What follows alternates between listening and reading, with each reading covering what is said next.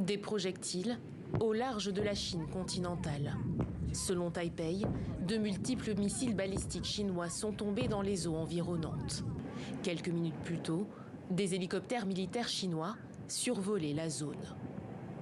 De nouvelles manœuvres militaires les plus importantes de l'histoire selon Pékin, qui a mobilisé ces 2 porte-avions. Une opération relayée à la télévision d'État. Vers 13h heure locale ce 4 août, les forces armées du commandement du théâtre oriental de l'armée populaire de libération chinoise ont effectué un entraînement de tirs réels à longue portée et des frappes précises sur des cibles spécifiques dans l'est du détroit de Taïwan et obtenu les résultats escomptés.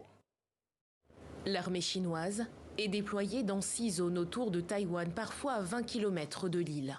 Les autorités taïwanaises sont sur le qui-vive et assurent se préparer à la guerre sans chercher la guerre.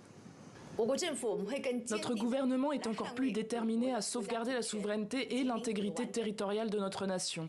À la lumière du scénario actuel, notre gouvernement renforcera ses capacités d'autodéfense tout en maintenant des liens étroits avec les États-Unis notamment. Une crise diplomatique causée notamment par la visite à Taïwan de Nancy Pelosi, la présidente de la Chambre des représentants américaine. Conséquence, les routes commerciales sont bloquées, perturbant fortement les chaînes d'approvisionnement internationales. C'est ici que transite la moitié des porte-containers du monde.